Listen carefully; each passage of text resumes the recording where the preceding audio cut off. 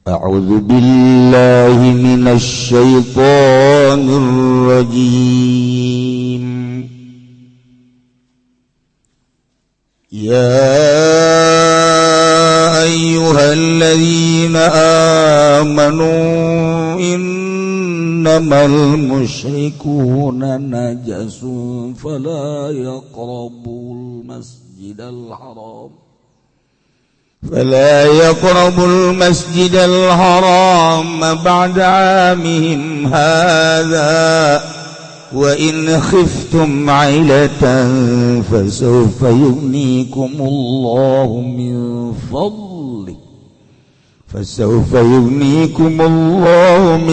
فضله إن شاء innallaha alimun hakim. Wallahu a'lamu bimuradihi. Eling-eling wong akeh kang padang imankeun ya ladina kabeh innamal musyrikuna ing pastine utai wong kang musyrik kabeh najasun iku kang najis. Wadarun tegese iku kang kotor li khubsibatinihim karena kotor batin ia musyrikun. Fala yaqrabu maka jamarak ia musyrikun kabeh al masjidil haram ing masjidil haram ay la yadkhulul haram tegese aja maranjing ya musyrikun kabeh ing tanah haram ba'da amihim hadza ing dalam sausene tahune ya musyikum hadza ikilam ya mutis'in ayam 90 tegasnya tahun sanga minal hijrati kang tetap saking hijrah. Wa in khiftum lan lamun waradi sira kabeh ailatan ing beban ing fakir faqran tegas pak. Binti ta'i tijaratihim ankum kalawan pegat perdagangannya musyrikun saking sira kabeh. Fasaufa yugnikumullah maka besok bakal nyugihkeun ing sira kabeh sapa Allah min fadli saking kurnia Allah insyaallah benersakeun ya Allah. Faqad agnahu lan teman-teman nyugihakeun ya Allah hum ing muslimin bil futuhi wal jizyat kalawan kemenangan lan upeti. Innallaha ing satuhuna Allah alimun iku kang maha uning hakimun tur iku kang maha bijaksana. Iku kang maha bijaksana.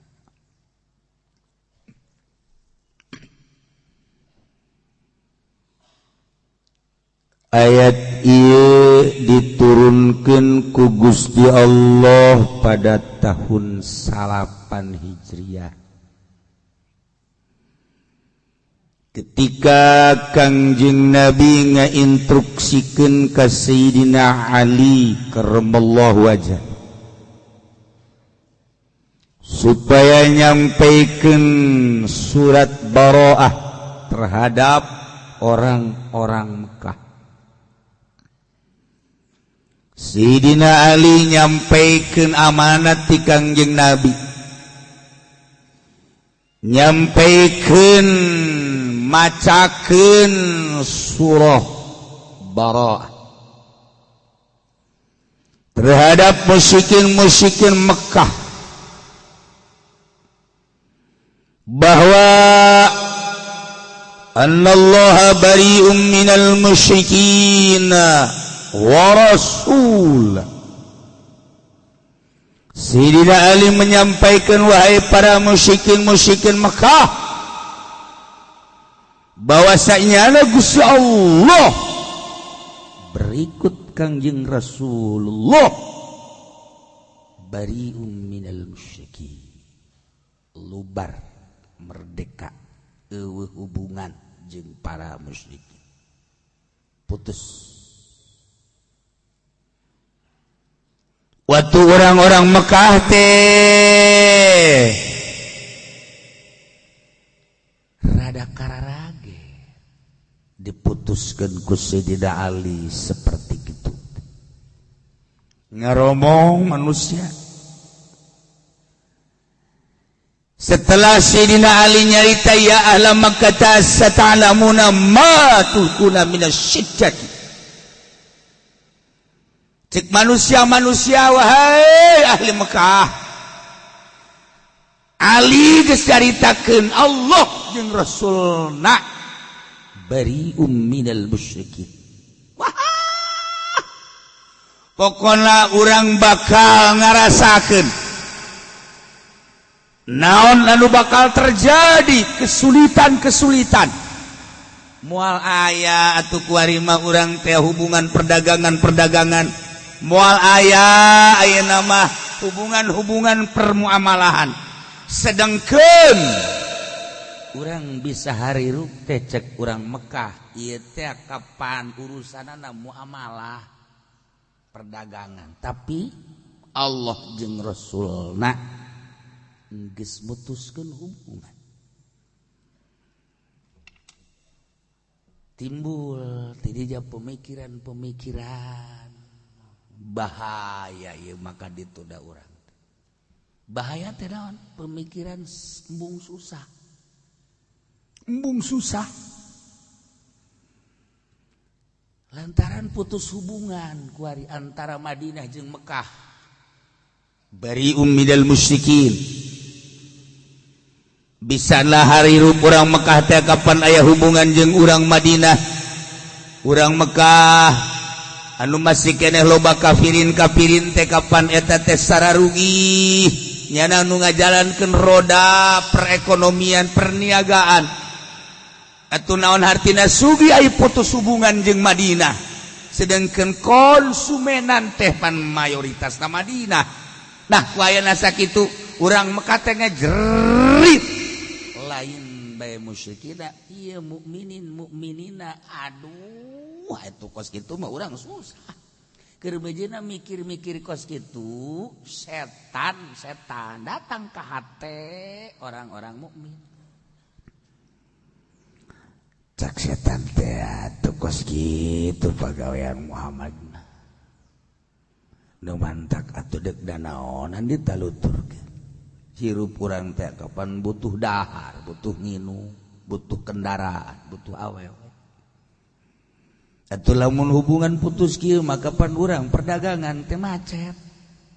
Lamun geus macet kieu kapan urang hirup susah. Lamun geus susah kan urang jadi hina. Bisa nemulnya manusia teh kapan ku harta. Weh, setan teh ceramah. Beh, ceramah setan, masya Allah. Makanya kuari mah kuari ya ceramah nangis profesional setan. Kelas kaliber atuh geus lain ka kafir-kafir kaki haji geus jadi lamunan. Asup kaki haji geus kolot teh ki haji lagi. Nya hirup susah majak kos karari makan ajak setan teh. Saanu nita susah. Nggih. Atuh eta si gara-gara nama sawah dijual. Lah tuh masalah geus permasalahkeun deh habak dijual mah geus kajen teh rebut teh habak. Di surat aya keneh. Ayo ladenan. Ji, atuh urang susah kieu makan hirup hese sabenerna. Batur-batur di Jakarta hayang dahar naon babari Aisyah mah susah pan harar hese. Heueuh nya makana. Boh, setan tulalena geus kieu bae tuh. Setan mah bisa aja setan. Ka kiai datang bae. Kiai. Atuh nyai mah nyai bae atuh tetep bae. Ai usaha mah tuh kudu bae. Dia tuh mah usaha, dia tuh usaha ge lain dagang ieu nyeun proposal bae jadikeun yayasan. Mal kebal ge boga mobil tuh contoh da tuh yayasan anu aduh teh kan baroga mobil. Ye tuh tinggalin zaman tuh boga mobil mah. Kiai ortodok kos kitu. Sial da setan. Atuh heueuh oge jadi atuh lain oge atuh cepet-cepet sih mungkung dibuka lebar-lebar. Ayo bae. Engke di akhirat ulah mikirin akhirat. Kuari mah dunia behelanan. Akhirat bangke lain deh urusanana. Jaka neraka ge berjamaah ieu lain sorangan. Saat setan ya Allah, ya Rabb ya Allah, ya Rabb. Masya Allah.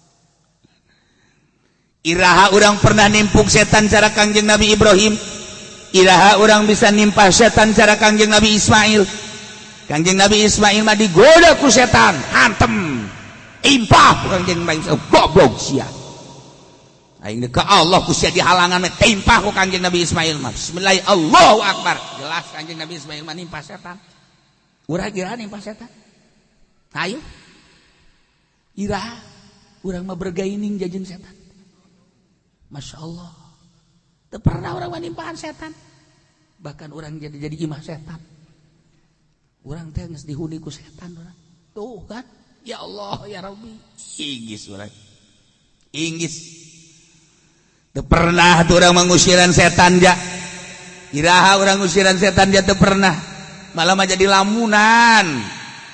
Bisikan-bisikan setan, nasihat-nasihat setan teh jadi lamunan di diri urang teh.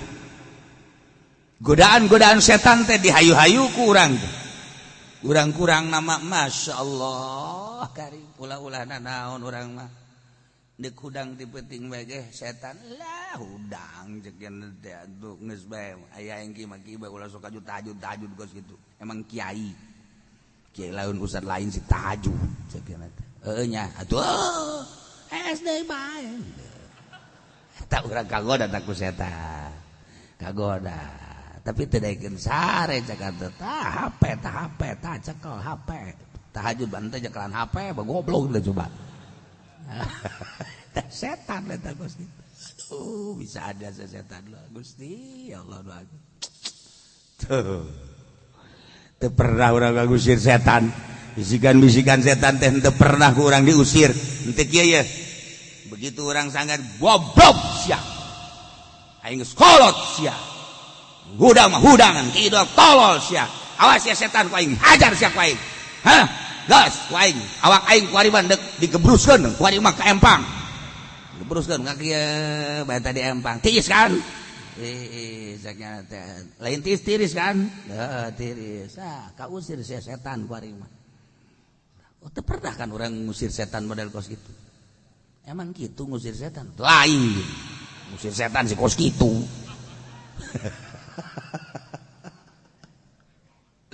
Ese lah urang teu jauh lebah kan ese. Teu jauh lebah urang. Setan nu mana?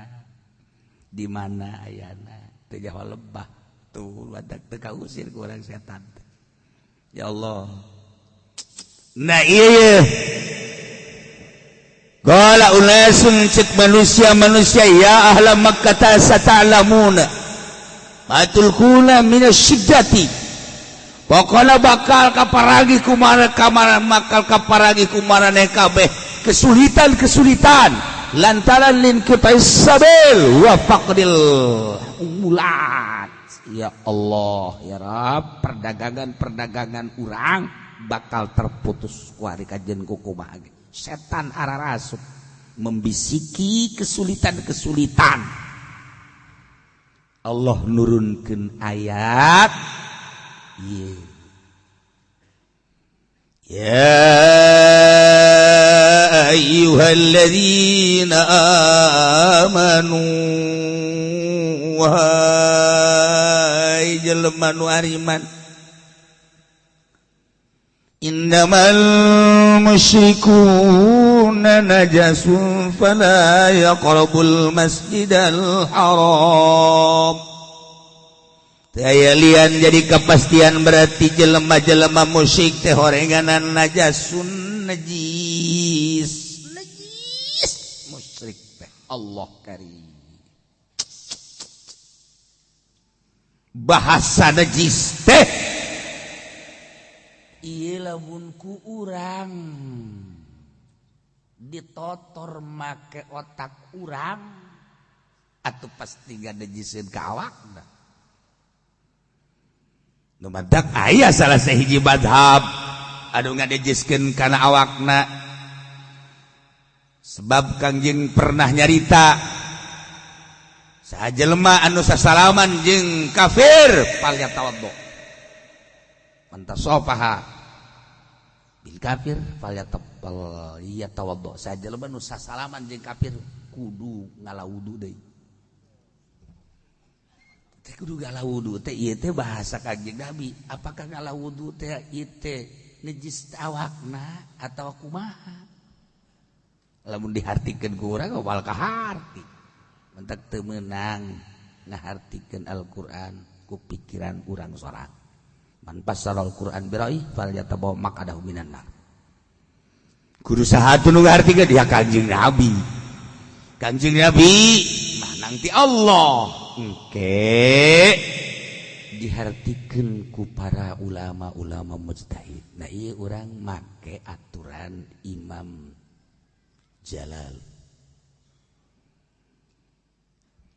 Innamal musyrikuna najasun tayalian musyrikun teta najis.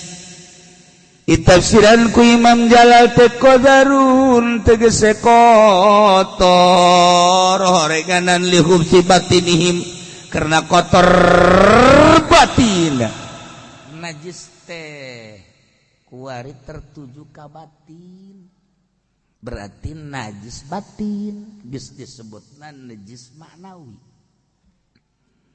Ari awakna mah awakna urang jin kafir ngarendeng Pak Anto henteu kumaha. Tapi batinna najis sebab beda mu'taqadna. Kayakinanna urang mah bener ka Allah nya nama ka patung. Nu ngaran musyrik teh anu menyembah ausan wal asnam. Nu disembahna teh batu, kayu, patung, makhluk-makhluk eta ngaranna musyrik. Tah nu kos kara ditu najis batinna. Eta nu bakal jadi ruhak neraka tah kos kitu. Nu bakal jadi ruhak neraka. Urang ulah bangga neuleuh kafir ku ari boga pabrik. Ulah bangga ku ari kafir boga kapal jet. Ulah bangga ku ari kafir teh mewah. Bayangkeun ku urang di akhirat. Oh, ieu nu bakal jadi ruhak neraka teh ieu. Nyana ruhakna sia. Aduh dipanggangna ka teh sia ada. Nauzubillah min zalik wa min zalik. Gusti Allah doaku najasun qadarun li khubzi batini lantaran kotor batinna. Gusti Allah ieu kajahoan bahwa najisna teh najis batin di mana? Kangjeng selama hirup muasyarah jeung Yahudi. Teu masalah. Di antara nu katingali ku para sahabat Kangjeng nyaba ka Yahudi, Yahudi sok nyaba ka Kangjeng, didinya Kangjeng teh disuguhan. Ketika Kangjeng Nabi ka imah Yahudi, kemudian disuguhan kan ku Yahudi gelas urut Yahudi kan berarti gelas urut musyrikin kan. Tapi Kangjeng Nabi biasa bae ngaleueut tina tempat atawa gelas urut musyrik, berarti kan masalah. Lamun najis secara anjing mugola toh maldekeun Kangjeng. Walaupun aya anu ngahukuman bahwa kafir teh najis aya ini kos anjing bae kos kitu, tetep bae urang ningali Kangjeng Nabi komentar para sahabat leuwih-leuwih Imam Syafi'i biasa bae Kangjeng disuguhan make gelas urut Yahudi ku Kangjeng dicepeng dileueut asal bersih teu masalah. Mantap urang ge kuari. Urang kuari diundang ku Cina, ku bos. Aju di ditu makan-makan. Nah ieu gelasna piringna asal urang nyaho bae lain urut babi. Asal urang nyaho bae pasakanana lain babi lain anjing. Teu masalah. Tapi lamun urang nyaho mah ieu teh pasakana babi anjing atuh haram. Atawa wawadahanana urut kitu babi urut anjing atuh haram ai can diseretu mah. Namun emang henteu batu masalah orang datang diundang ku bos. Hanya saya mau mauludan. Cina mauludan tolol teu. Iman henteu mauludan ngajalan terus. Eta cina kampung Melayu eta kos kitu.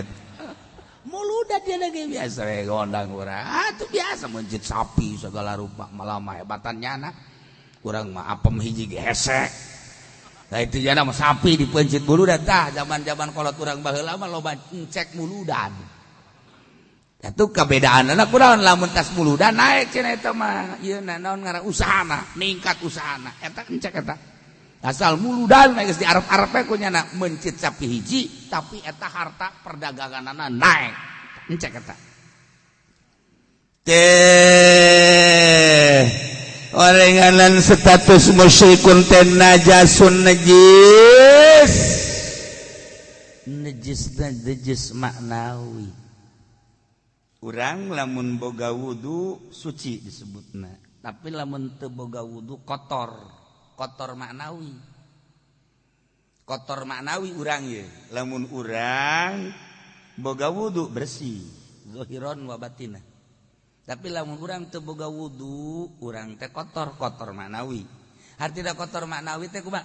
Urangna suci biasa, manusia mah suci bae kajen kumaha? Suci bae manusia mah. Ikir ngabandingkeun manusia mah suci, urang teu boga wudu, kotorna kotor maknawi. Suci na ge suci maknawi, urang boga wudu suci. Nah, lamun urang teu boga wudu kotor maknawi. Ari getihna mah suci, naon kulitna suci. Atuh naon gitu ngaranna keringetna kesangna suci. Urang ngareneng nu boga wudu jeung nu teu boga wudu ngaantal masalah. Bahkan orang sholat usolli Allahu Akbar haju manggul jelema teu boga wudu atuh masalah. Adi urang hayang diakep bae ku nyana aing deuk sholat cakakan teh geus kolot imah geus kolot umur 70 tahun. Aing hayang diakep bae ku sahayu geus jana teu boga wudu urang ngakep jana Allah asa ulah ngising bae nyana. Salah. Geus karana mah najis. Ternyata teu boga wudu hungkul, adapun ieu mah najis mah teu aya tuh masalah. Ya Allah, ya Rabb. Tuh, suci berarti kan urang suci. Nah, nu mantak suci urang mah sanajan boga junub ge, sanajan boga junub urang ayeuna salat, kemudian di babaturan urang junub. Kulantaran salat tadi penting, nyana sieun nyekelan urang bae. Sia kudu nyekelan sieun. Atuh sieun ge aing mah malupat aing salat henteu beusi sia salat ke lumpat naon aing mah nyekelan sia bae. Jelema borangan mah pan kos kitu. Nyekelan we. Eueuh masalah. Teu batal teu rawat. Teu batal teu rawat mah kos kitu mah. Allahu Akbar nyekelan we ka urang dan tandana suci. Timbul bae masalah. Lamun anjing, aya anjing atuh muga lagu. Kumaha lamun anjing maca 2 kali syahadat? Beuh macem-macem. Sok macam-macam. Andai kata ya anjing asyhadu an la ilaha illallah wa asyhadu anna muhammadan rasulullah, anjing baca 2 kali syahadat kumaha eta atuh tetep bae muga lagoh bae tetep anjing bae kajeun maca 2 kali syahadat. Masyaallah. Musyrik bae najis batin maknawi. Kulantaran status musyrikin teh najis fala yaqrabul masjidal haram, maka teu meunang darareukeut para musyrikun teh ka masjidal haram. Maksudna la yadkhulul haram teu meunang asup ka tanah haram ba'da amihim hadza sabada tahun ieu tahun salaf teu meunang. Andai kata musyrikin aya kepentingan ka imam, aya kepentingan ka pemimpin, lu aya di tanah haram Mekah, wayahna pemimpinna kudu kaluar ti tanah haram, manggihan musyrikin di tanah halal. Teu meunang asup ka tanah haram. Sejak etalah diusir kafir-kafir teh di tanah haram, teu meunang aya di tanah haram. Allah ga instruksikeun sucikeun Masjidil Haram Baitullah, sucikeun tanah haram, aya batas-batas da tanah haram teh teu meunang berkeliaran musyrikin jeung kafirin asup sembarangan ka tanah haram. Nu mantak ulah kaget urang deuk asup ka tanah haram ketat luar biasa, dijidah ketat, ayeuna mah diurang ketat.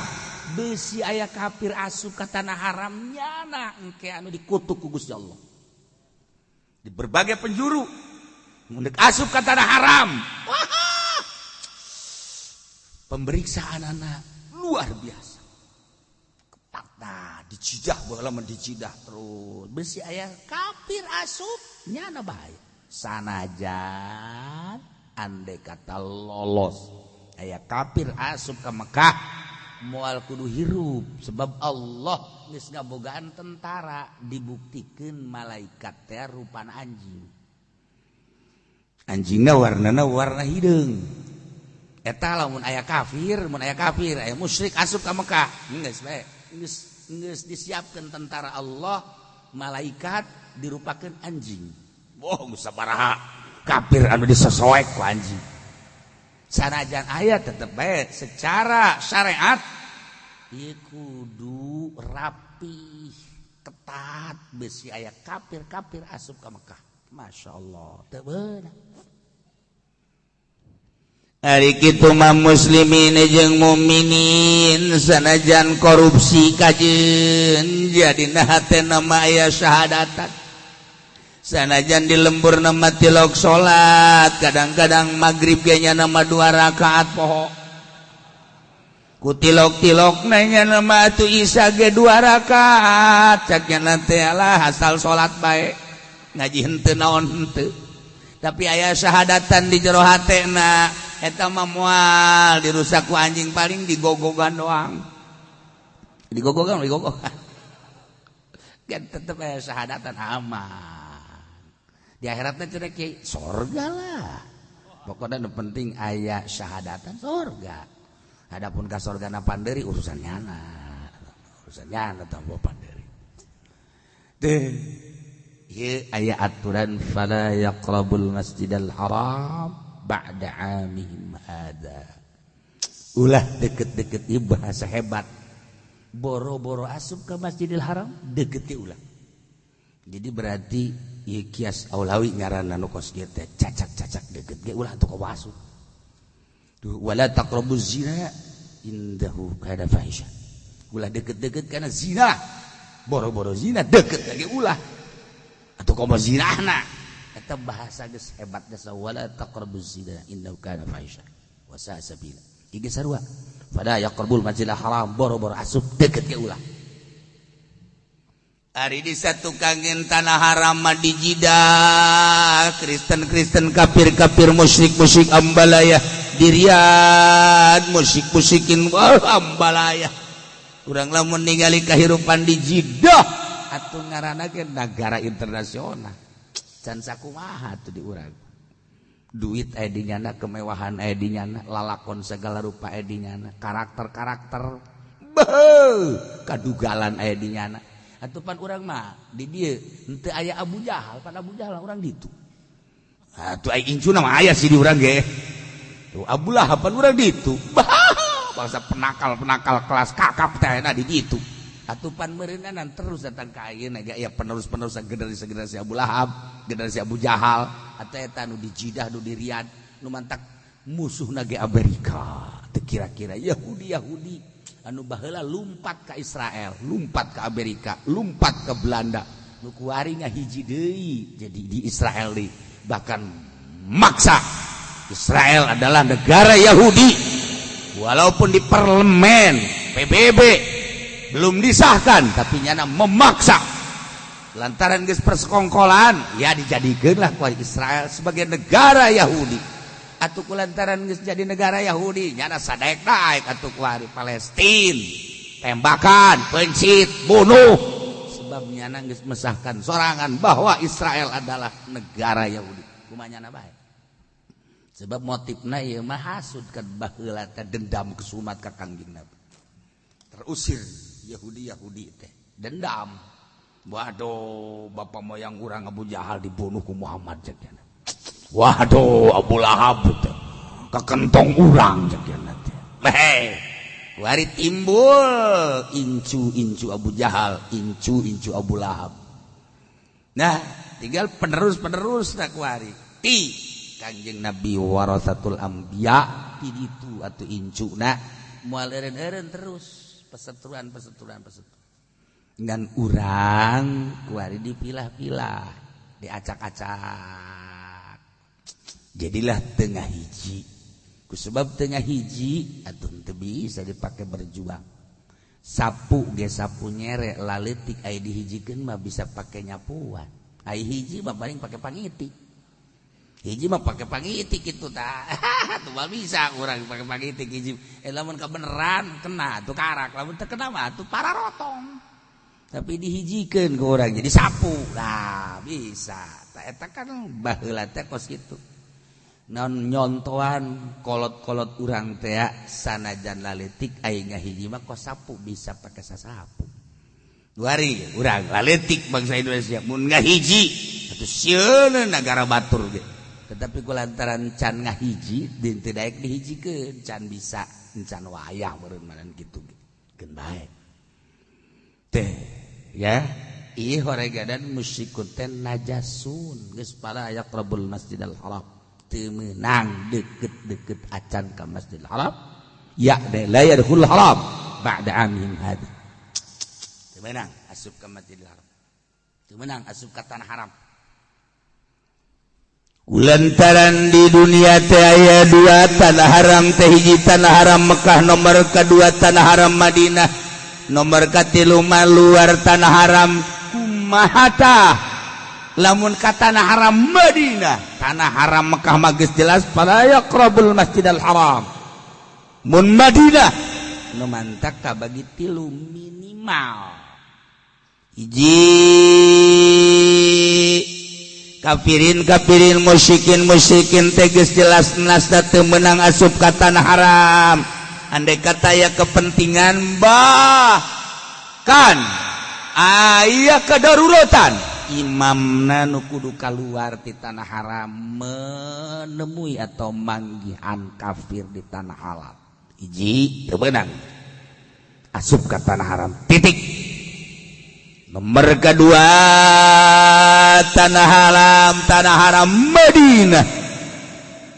Ka tanah haram Madinah mah kafir aya menang asup dengan izin pemimpin ngan cicing mah di Madinah teu meunang. Andai kata pemimpin dek asup ka Madinah teu meunang swaba sakali. Tapi ka Madinah mah asup mah meunang ngan cicing di Madinah teu meunang.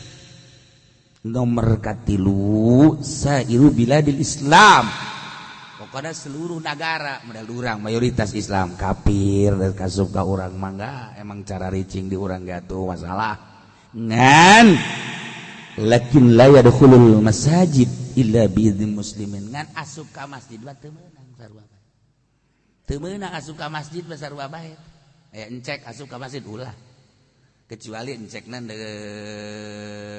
nek mere jariah bau encek jariah jangan mariksa keramik ya saya mau masuk dah saya meterin aja ya berapa meter nah eta mah masalah ngan cek kamari ge pan nu ngabangun masjid mah ulah kafir kudu muslim tuh badak geus we ulah sok kabita urang ulah kabita ku dunia kafir teh cuma ulah kabita bahkan ku dunia muslim ge mukmin ulah kabita lamun deuk ka Allah mah deuk ka Allah mah geus ulah kabitaan kana dunia nu mantap ku ari urang neangan guru sejati hese teh lantaran eueuh hiji jelema hiji kiai anu kadeleuna anti dunia eueuh nu mantap hese urang deuk ngaguru nu sejati teh torikoh lah hese ngan ngaranna doang kiai anu bertorikoh jangan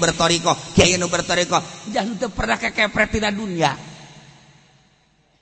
nu mata katuh deuk hese ngaguruna urang kajian kumaha ge pan ari dongeng ahli torikoh mah geus anti jasa kana dunia teh anti jasa anti teh lain anti lalagan anti jasa pan kuari mah guru torikoh teh bahkan anu asup torikoh teh di beat kudu mere 100 gram minimal sapi 5 lah cakna teh.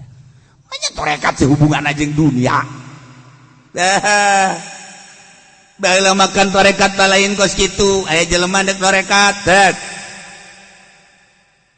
Lain guru torekat, tangan saja. Ya, balik deui. Kula geus jangan tebe-tebe kula mah hayang ka dieu bae. Sasa nu nuduhkeun jai teu torekat. Ente kula mah nuduhkeun ge deuk norekat mah deuk ka kiai bae teu bisa aing mah teu gagurukeun ka modal sia jangan saja kuari balai ditambah pan siapa yang mau belajar ruhani ini dengan saya nih KTP-nya ti Haji Supendi ahli ruhani budak geus lamun aya ahli tarekat kos kitu maning diasupkeun ka sumur cor parencor lain tarekat kos tilok aya anu bebeja tarekat mah urusan batin nah kebeladina kekeh sagasa kekeh diterima lamun maneh norekat ayo bere ijazah teu meunang kaluar ti dinya norekat makan kudu babarengan jeung guru ieu mah norekat sih aja leng emang nah hikmat teu mah guru hikmat sama kos gitu mah saenggeus tadi ijazahan leng moal naik atuh ngabudah tinggal ngabudah lain kitu tuh norekat mah geus jadi kudu ngahiji jeung guru kadeuleun ku guru sebab teu kadeuleun mah panjenengan teh atuh ngeunaheun wae teu kadeuleun mah guru la ilaha illallah la ilaha illallah ke bari ngedeng la ilaha illallah la ilaha illallah bari cau la ilaha illallah la ilaha illallah hayu kumaha naik nanyana we teu kadeuleun ku guru nah ai kadeuleun ku guru mah pan kajeul salah teh budak zikir teh omongan salah teh budak kos kitu teh napasna salah tah kan ya hoan yo atuh lain hikmat tarekat mah lain zikir tapi adab kuari mah kan perkumpulan kos karar itu dina enggeusna ge jumbung lah basa guru norekat si kos kitu urang nih mesti ganyawan salahna tolol teh coba pugukeun ka nyahoan salahna norekat mah bae ditampilingan ku guru ieu mah embung pan ditampiling teh embung ditampiling embung dipentang embung dijorogeun embung atuh geus ya kitu nolonong sorangan di norekat bapu kos karar itu harares yes cicing jadi dia norekat nyana salila norekat teh neuleukeun murid-muridna karuru mah kurang dahar kuari mah pan norekat teh lalin tuh lalin tuh kuari nu tadi na memeh norekat mangan ge 60 kilo barang norekat 80 jadi kos karar ieu norekat teh aduh teh kos kiai we kerja di santri mah hebat apik ya sebarang jadi kiai kuari jadi proposal tolol udah coba di keur di pondokna mah apik biasa teh budak teh daharna ge cemi mah teuh tilu huap ya tilu make tilu ramo keur lain tilu huap tapi lamun dihitung 90 huap mah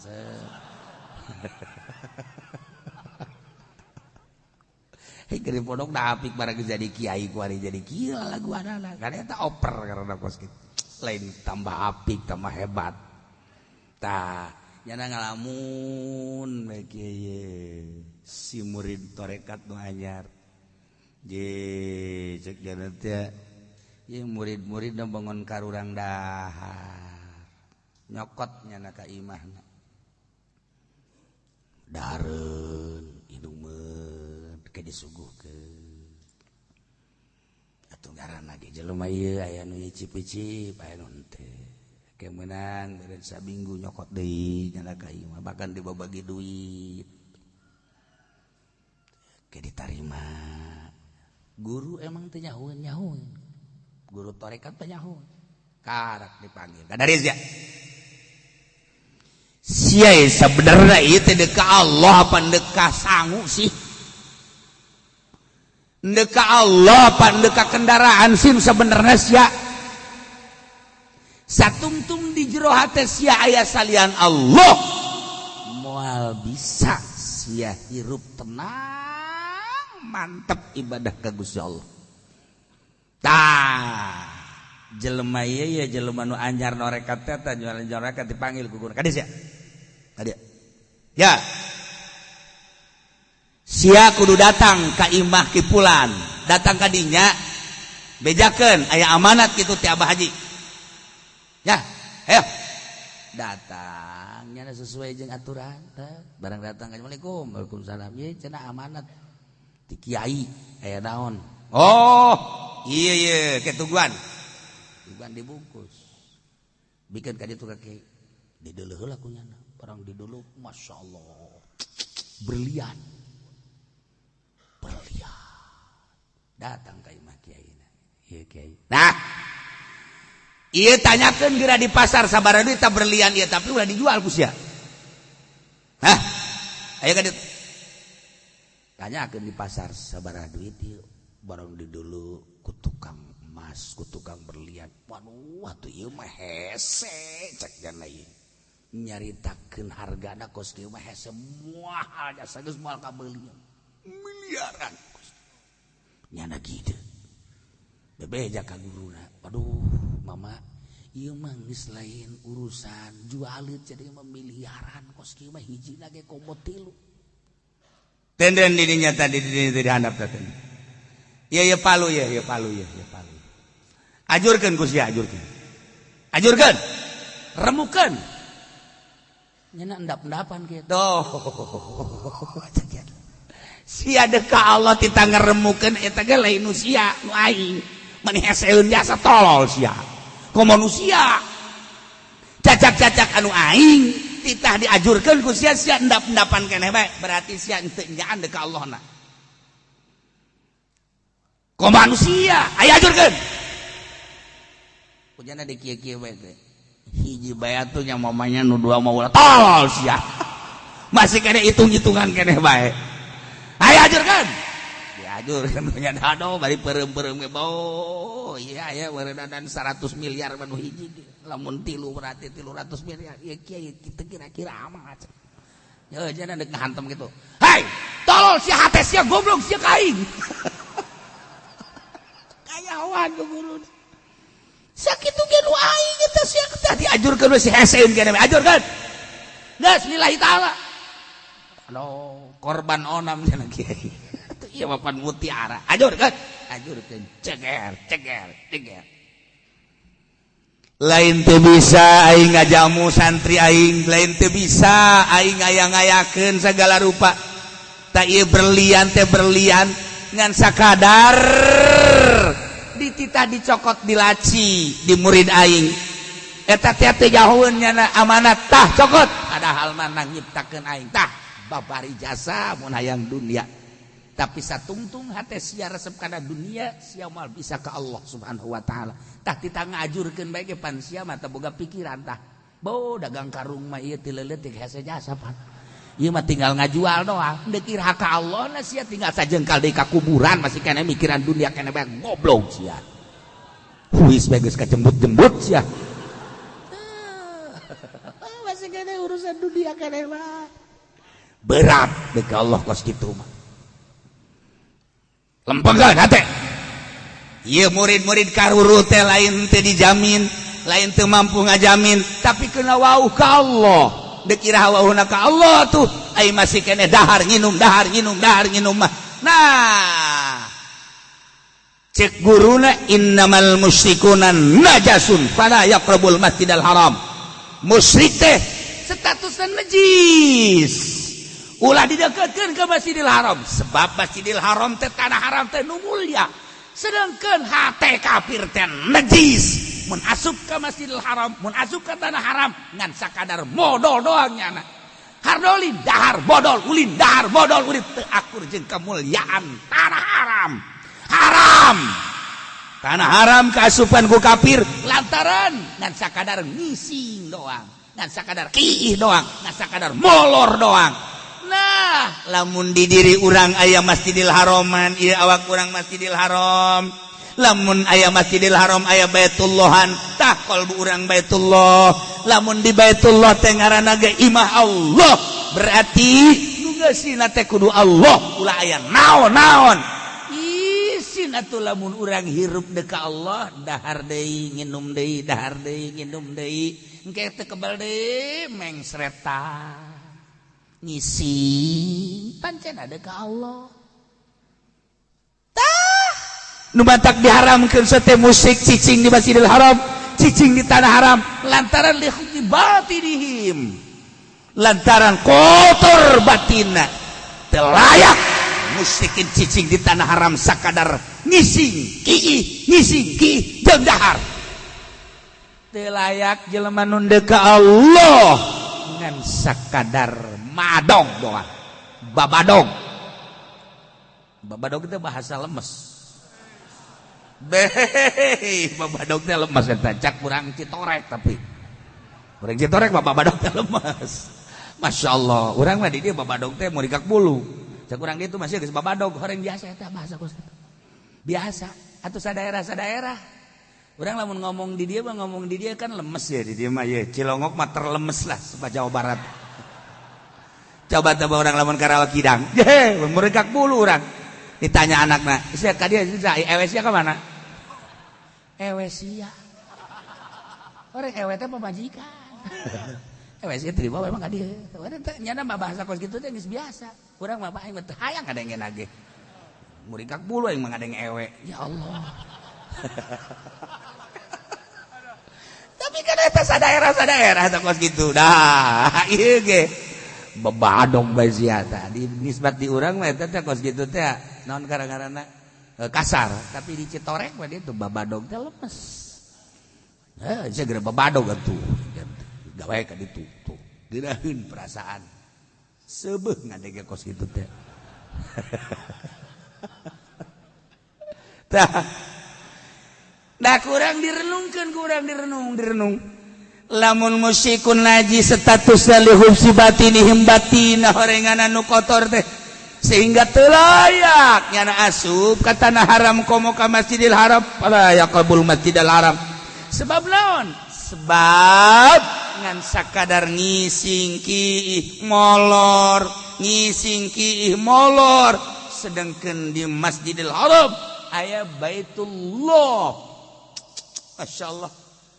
Nah kuari urang dek ka Allah aya Allahan kapan di diri urang teh sebab aya kolbu teh ini adalah Baitullah tuh pancek Gusti Allah ana ilmu wa illa la ilmalak aing ilmu sia wa illa la ilmalak atuh sia moal bage ilmu lamun daya aing ana kolbu wa illa la qalbalak aing hate sia lamun daya aing atuh moal aya hatean kade eta teh kolbu ka baiti hate anjeun teh adalah imah kaula eta keur carita bahasa hakikat ikan keur nyaritakeun ulah sambarangan dieusian kolbu urang deuk ka Allah mah kunaon kolbu urang teh di dieu teh baris aya sapeda aya motor aya karimun segala mendingun Lexus karimun nya kempes malulu deui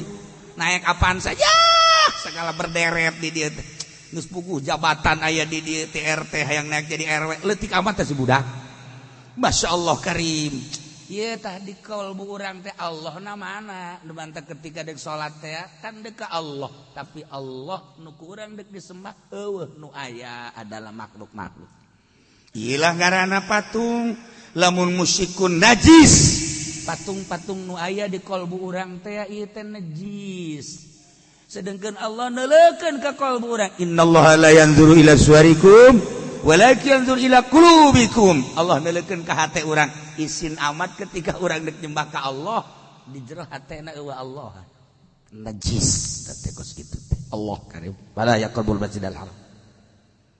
Nah nu badak pepesan pepes mama ulah mama-mamaan sia lain ieu mutiara hook amat satungtung sia masih kene aya hook ka mutiara moal aya Allahan di jero hate sia lempengkeun ka Gusti Allah mutiara tinggal mutiara sehebat mutiara semahal mutiara sahebat seindah mutiara ana ditinggalkeun ku sia nu aya Allah belajar mulai kuari belajar ulah osok haju jokotan mawaan segala konsumsi kan ieu mah makom toriko lamun makom syariat kakarak di makom syariat bae cara urang kuari ngaji bae geus neuleun jembe geus kertek atuh sabira makom syariat urang mah diganjal ku 2 piring teh masih kurang makom syariat teh emang goblok kabehan sebenarnya tuh makom syariat kok sih sebab naon sebab urang mah ieu teh kitu naon ngaranna kabelit ku basyariah ku sifat kemanusiaan sifat manusia lamun teu dileungitkeun ku urang moal wauh ka Allah secara mantep tapi lamun sifat kemanusiaan orang dieuweulkeun hati orang dipencerongkeun buah ieu teh Al-Qur'anul Karim wahyu Allah teu sabarengan jelema bisa ngadengekeun wahyu Allah. Kangjeng Nabi ge baheula keur narima wahyu bebeurateun kesangan Kangjeng Nabi teh atuh urang mah wajar bae ngadenge wahyu teh haju nundutan jak Kangjeng Nabi beurateun sakjana teh malah cak nusa urang sia mah nundutan aing mah hees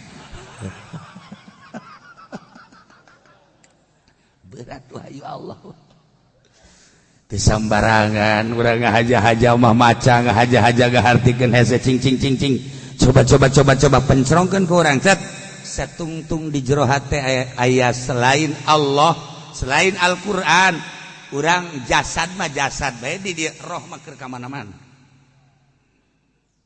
urang kuari keur ngadengkeun ngaji dibahas innamal musyrikuna najasun tetapi di jero hate urang aya perjanjian jeung doi urang weh kaluaran tahun sabaraha doi eta. Nah, iya kerajaan diuk di jero majelis, tetapi kan ngalayang orang kemana-mana. Tah, eta tah, nukos kitu teh ya, bakal jadi penghuni neraka. Ji, itu sakitu ge keur ngaji ngalayang. Komo teu ngaji teh mah budak hiberan meureun. Tuh, fokus ke lempeng ke datang ka tek. Waduh, bener-bener asa ngobrol jeung Allah. Lamun urang geus asa ngobrol jeung Allah leungit sifat manusia urang pohong ke bakalna capek teu karasa capek poho ngaran lapar teu karasa lapar nyaho-nyaho golepak we salatri berarti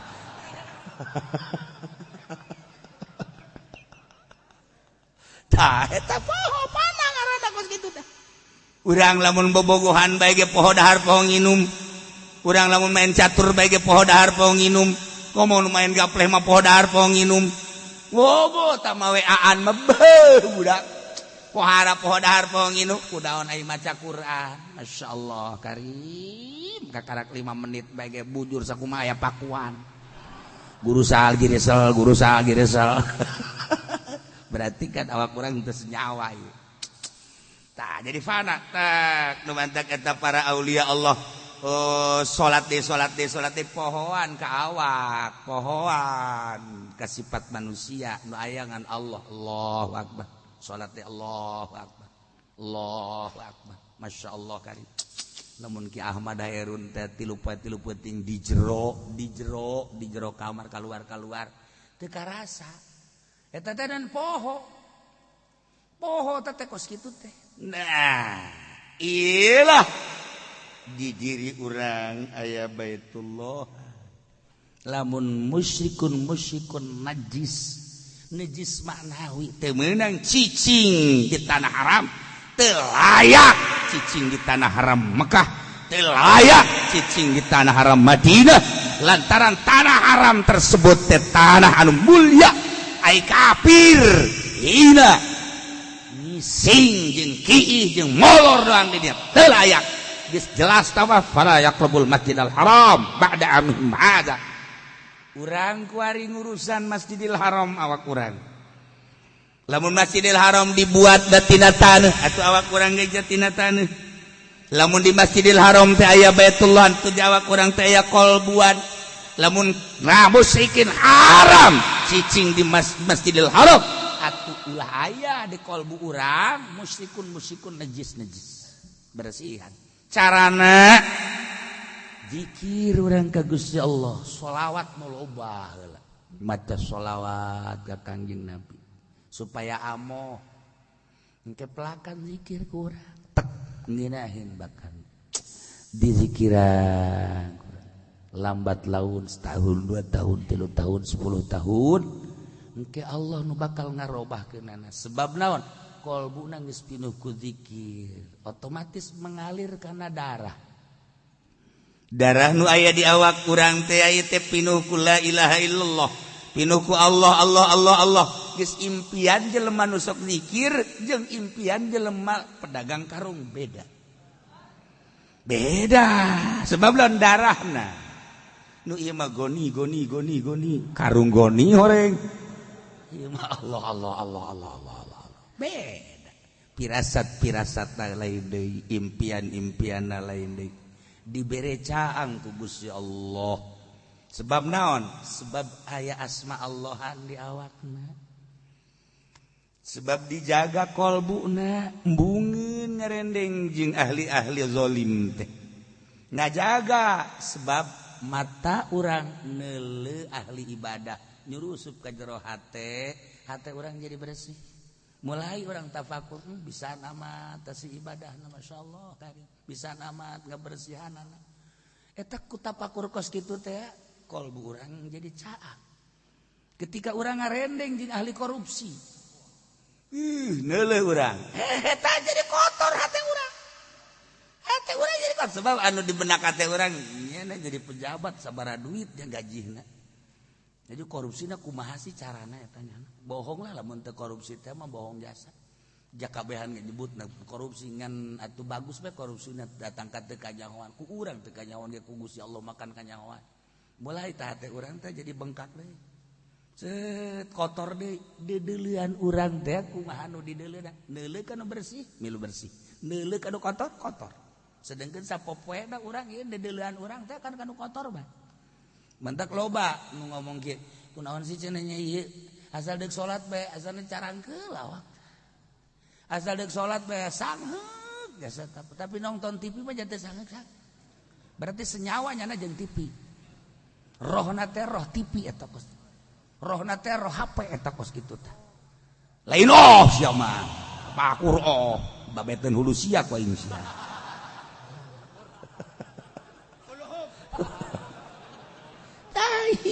Kolbu urang kolbu ulayan lejis-lejisan Masya Allah kan kacaritakeun mata di anu asup tariqah teh aju belajar ku ari mah nyana ku ari riyadhah jeung tafakur heueuh nya cacak-cacak anu guru make jeung moho keneh bae komo nu aing guru mah geus teu hayang diajurkeun ge teu mutiara teh masalah jasa hayang amat aing cara guru aing cak manehanana mulailah belajar kuari ningkatkeun taqarrubna ka Gusti Allah terus gajauhan karesep kada dunia karesep dunia bulanan bahkan tahunan kara katempo kan aya cahaya di tarang masing-masing. Ku guru teh kanyahoan cahaya teh apa cahaya biru, apa cahaya hejo, apa cahaya koneng, apa cahaya beureum. Ieu teh hasil tawajuh diri urang ka Gusti Allah ku ahli thariqah mah kanyahoan aya cahaya. Nu mantak asal deuleu beungeutna kanyahoan. Asal kadeuleu beungeut jelema emang teu kanyahoan kitu ku ahli Allah kanyahoan. Kajentengnya na memendekan kieu ieu na hararideung di dieuna. Tapi can ayaan atuh kanyahoan ngan tilok bebenya bae jeung teu meunang. Teu meunang. Kan kanyahoan. Nu sok udang di peuting, nu tilok udang di peuting, nu sok tahajud emang teu kanyahoan atuh kanyahoan. Sia sok jeung serikeun aing goblok. Atuh kanyahoan. Kajendeng sorbana ngambay ka handap, pakai jubah segala atuh dilirik dong jancan aya cahayaan. Emang kumaha? Muncul cahaya ti dieu. Tina kolbu teh aya syua teh aya kitu baterai terus ka jero ieu timbul cahaya tuh lu batak deuk ditaekeun muridna ku guruna naek sia tuh lain sanaek-naek da kajending teu kudu bebeja si murid teh abdi ieu wayah naek teh teu tampiling sia bisa ku aing segala naek segala naon tuh tangkal kalapa taekan ku sia aju ngaragakeun maneh monar sia. Teu kudu ngomong, cahayana kadeuleuan.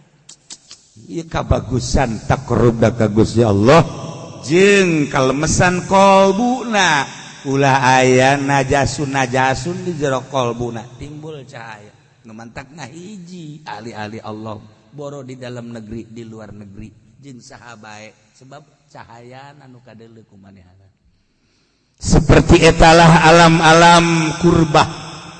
Nah, saenggeusna musikun jelas menang asup ka tanah haram baik tanah haram Mekah khususna umumna sakadar asup ka Madinah mamanggangan ulah cicing timbullah kuari ti para mukminin mukmin deuh atuh urang ai kos kieu mah meureunnan putus hubungan perdagangan urang permuamalahan urang aduh kadituna urang teh meureun susah aya tasieun susah turunlah ayat ieu wa in khiftum ailatan mun maneh sararieun susah ku sebab pegat perdagangan antara musyrikun jeung maneh ulah can cahaya cek Gusti Allah pejakeun Muhammad anu nyugihkeun teh lain musyrikin nu nyugihkeun teh lain makhluk nu nyugihkeun teh aing bejakeun fasaufa yugnikumullahu min fadlihi insya'a jaga bakal disukupkeun ku Gusti Allah disugihkeun ku Gusti Allah min fadlihi insya'a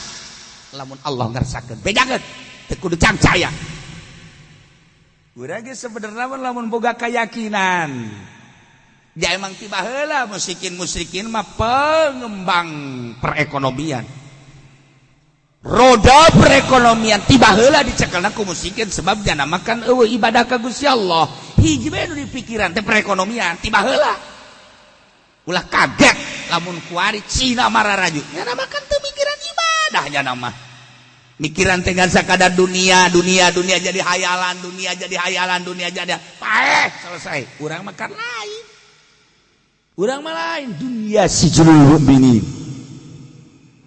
wa jannatul kafirin dunia mah penjara bagi orang mukmin surga bagi orang kafir henteu kumaha jadi penjaraan urang mah dek nginum bir haram penjara ngaranna dek zina haram penjara ngaranna dek maling haram penjara ngaranna dek korupsi haram penjara ngaranna loba aturan urang mah kuat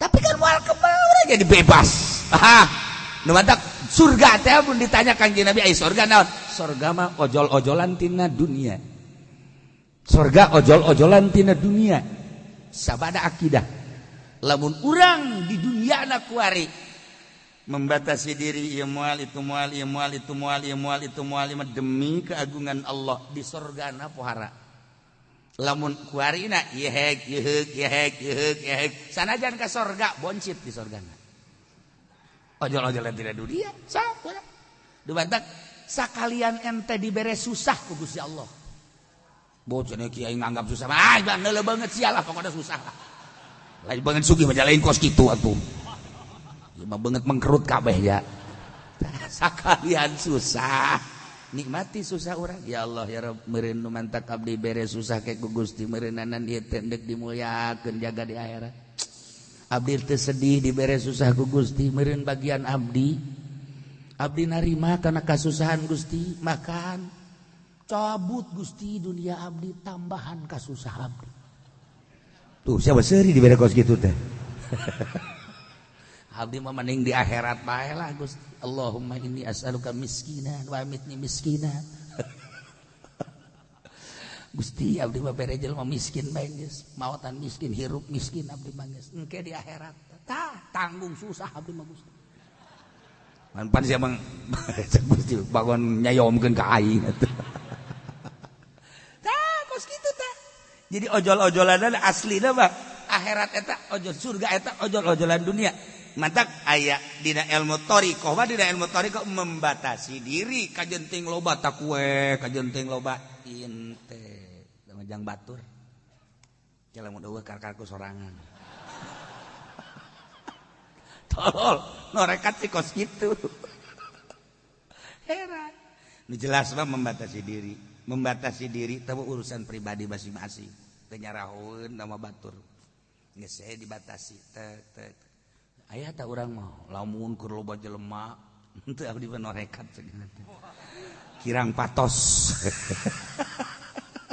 giliran bae mau loba jelema jelema mau nyak Masya Allah karim sangu sabobongkong ku sorangan jana menorekat lamun aya jelema ai ahli tarekat asli mah mun aya jelema mung kanyahoan dahar-dahar nginum teu kanyahoan jadi lamun ku batur cenah norekat pan dahar bae pan biasa bae sih aing mah teu percaya nah eta dipake ka resep teh teu dipercayaeun talamun eueuh jelema kakara manehana anti tilok naon urang masa balikna salat ge salat lamun aya jelema duha eueuh rakaatan Allah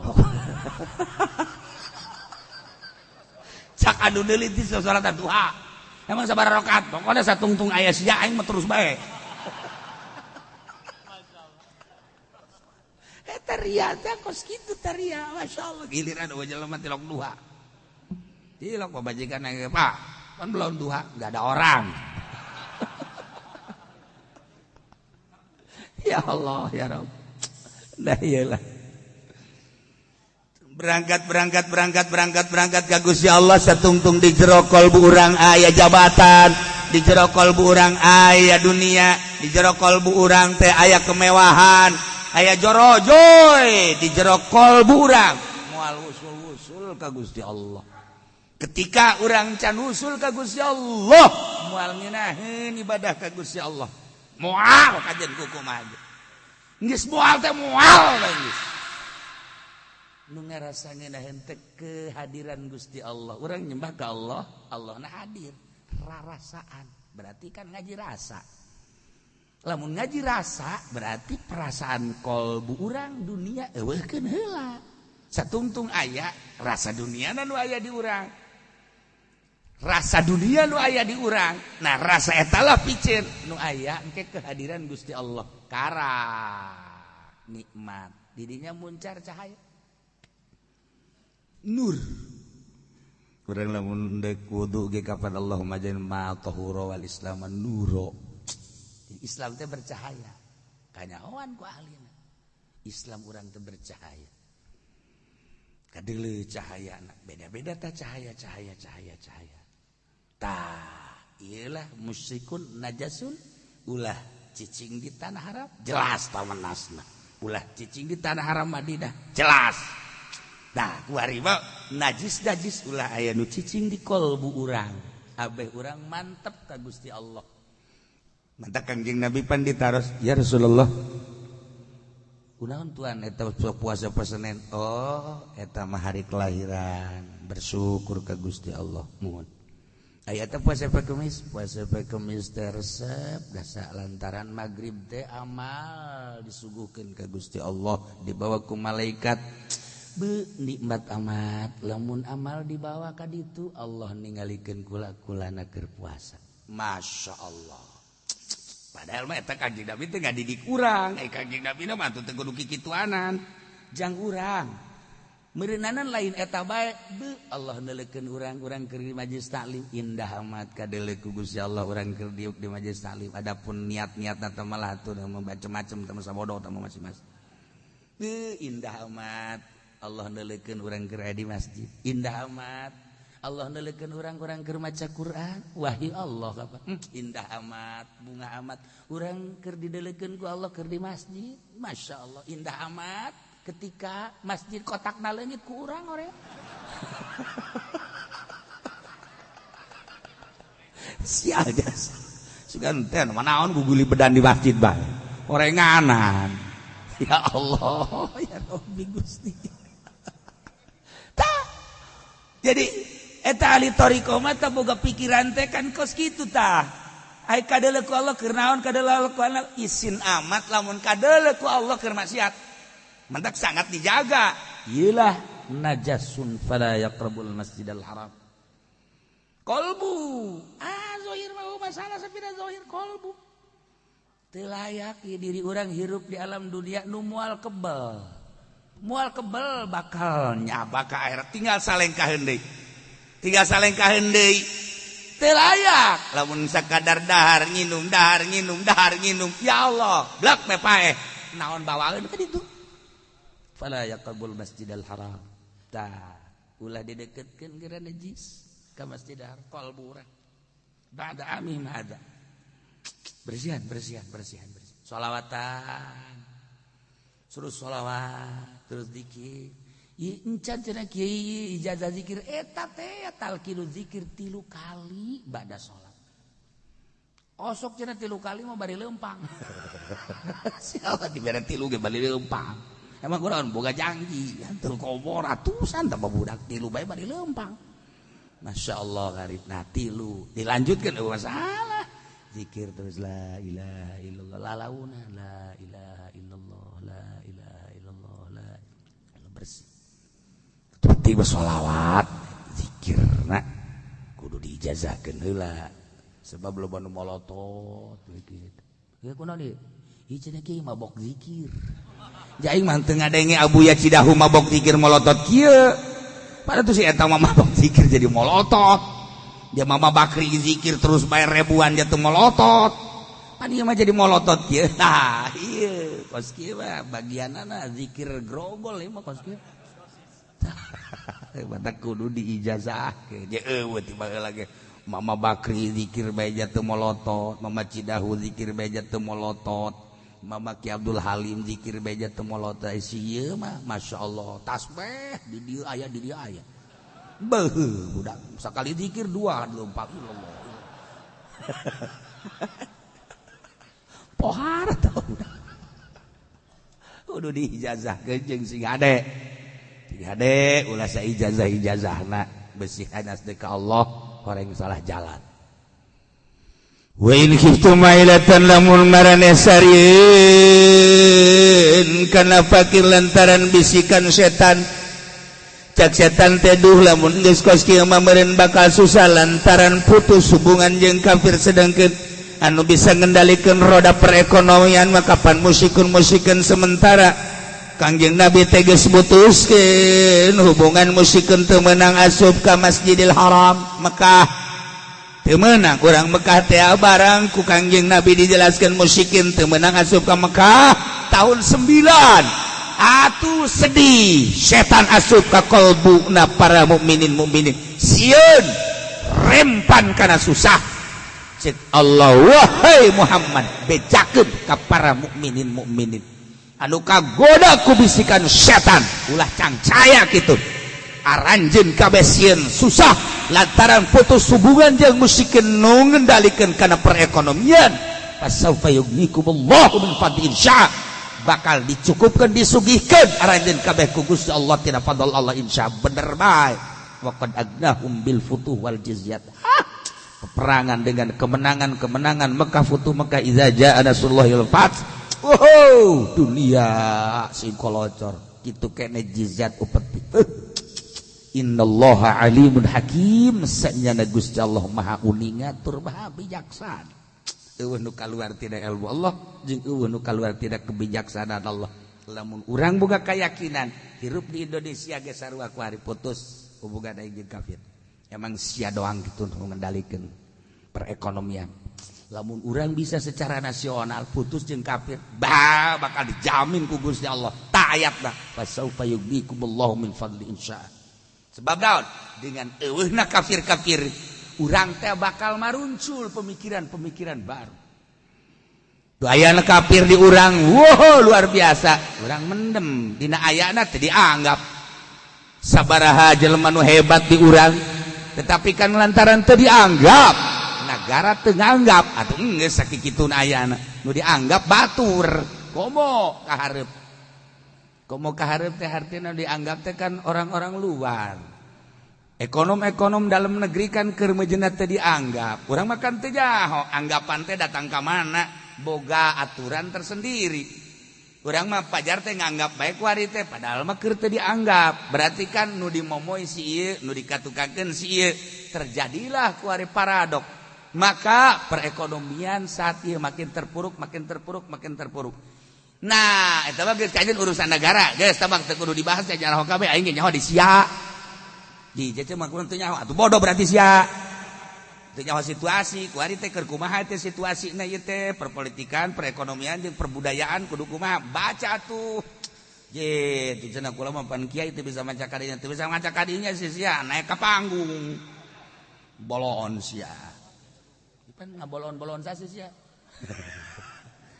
baca kuari coba perekonomian di Indonesia teh keur kumaha kuari sok geura pengendalina saha dan lain-lain sebagainya bakal kumaha kahareupna eta bakal carita negara kajeun Oke, bahas iraha waktu ieu mah kieu lamun urang kuari boga keyakinan bangsa secara nasional mampu untuk mengendalikan ngaluarkeun orang-orang luar misalna engke kan ngajerita bangsa teh ngajerit ulah sieun kos tuh boga pangeran urang boga pangeran pengendali pangeran asli nama secara hakikat hirup urang nu pangeran robah urang nang pangeran engke ge dibere aspirasi ku Gusti Allah nu anyar itu eueuh tek datang pemikiran kuari ya urang nu mantang teu boga pemikiran mah urang boga pamajikan ketika urang teu boga pamajikan mah hayang kawin deui kan atuh kuari mah kulantaran boga teu hayang paling hayang nyandung ge lah sewaktu-waktu lah itu sewaktu-waktu tapi lamun teu boga pamajikan tak hayang kawin deui pemikiran baru kan nah boro-boro teu boga pamajikan nu boga pamajikan ge pemikiran baru kawin deui teh aya di SMS datang deui sial ye bangunna karena Allah amat di budak aduh masyaallah maka dia karena Allah segala tah eta kan pemikiran baru ngaranna tah eta keur carita jodoh carita perdagangan ge sarua bae ketika orang gagal di ieu aya deui pemikiran baru gagal deui aya deui pemikiran aya deui nang Allah tah eta kan urang teh kebergantungan negara urang kebergantungan kalau ngan geus kos kitu kaayaanana sabodo tah mah ieu mah keur carita lamun wah di embargo di batur mah di embargo susah di urang mah di embargo moal susah ka jeung kumaha ge urang lamun bersikeras embargo ku Amerika dah ujian lalintuh di urang mah sebab naon dangdeur bareuki keneh ayo hui beuki keneh embargo urang mah Indonesia di embargo atuh di urang mah boro-boro dangdeur jeung hui boro-boro sagala hui butun sagala nana di urang mah suweg ge beuki keneh suweg urang teh nyahokan kuna budak kuari mah kasuweg kos mah teh suweg badur dia badur di dahar bae geus mabok tinggal mabok lah pokoknya di urang mah ambalaya sebab urang mah atuh pan ieu mah negara sorga masyaallah karim di urang mah naon anu teu jadi atuh di urang mah sagala rupa jadi jukut ge amis jukut amis di urang ye eueuh teh urang mah atuh jukut kan menang sabulan beda sora paling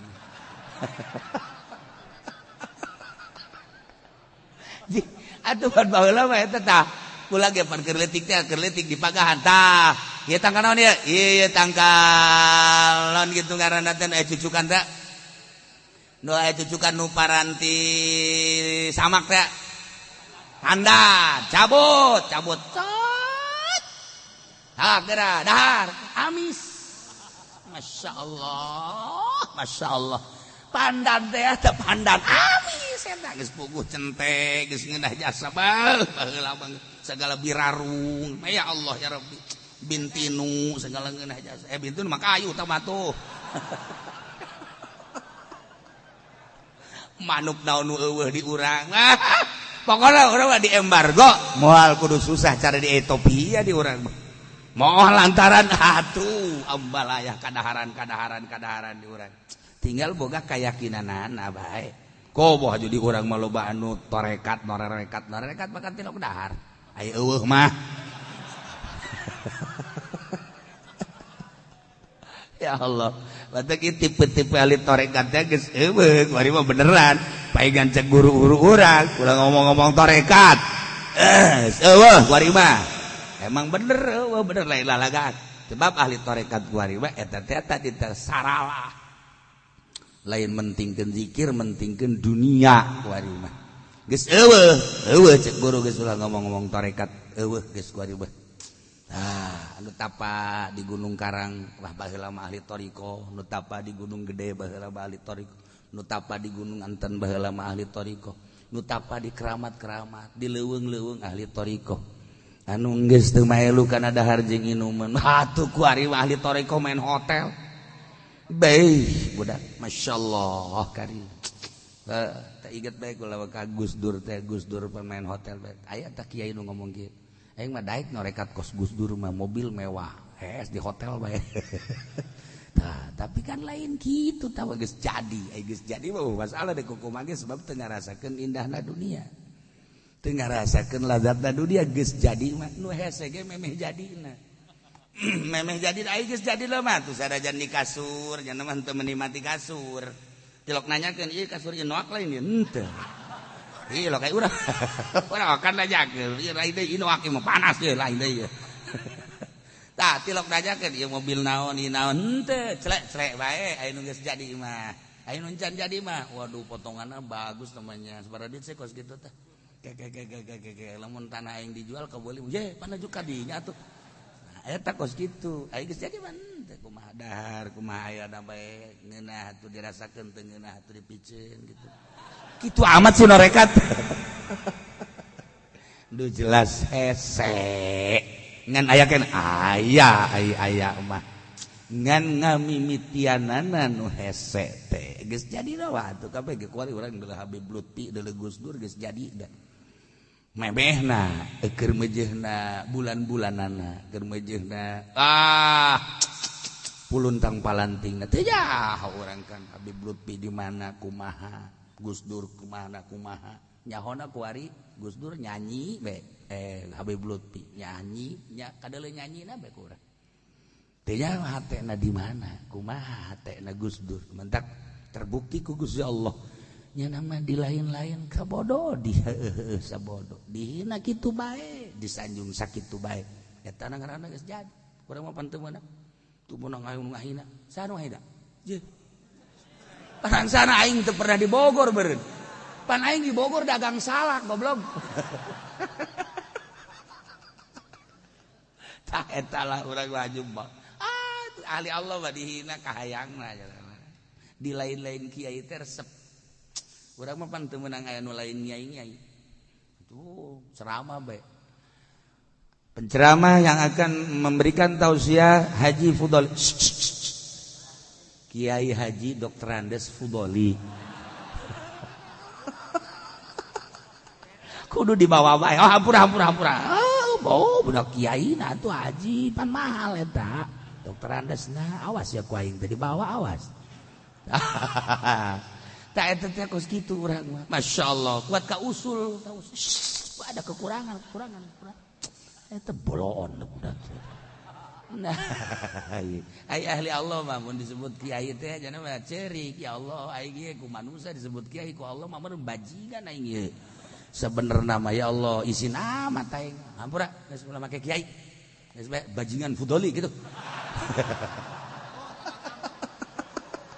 Atuh kudu makan kos dibulak dibalik digunyang diganyang ulah aya naon hate urang keur dikiaikeun mangga keur henteu mangga keur dibajingankeun mangga nah lamun geus pas masalah karang jadi jelema mun masih keneh sial geus aing kita naik teh dikiaikeun awas ya paling diancam tah mah setengah jelema tah kos kitu tah eta urang deuk hayang jadi jelema teh hese kudu boga guru bolak-balik urang mah lain maksudna Kiai Haji Pendi mah teu sama sakumaha aya bisulan ieu kikieuhan bae asal teu disebut kiai memang haji teh mang haji kiai sia bae liwat mang haji keneh bae geus kolot pan kiai ke naon ge asal disebut kiai teh teu dahar ge sampai bang seubeuh sakieu teh yang urang aing geus dikiaikeun naon kudu lain kiai tolol teh eta teh kos kitu jurig dah maksudnya yang jadi jelema teh ore itu di alam sakitu dicaci sakitu tah eta karak jelema masyaallah iyalah innallaha alimun hakim wallahu a'lam.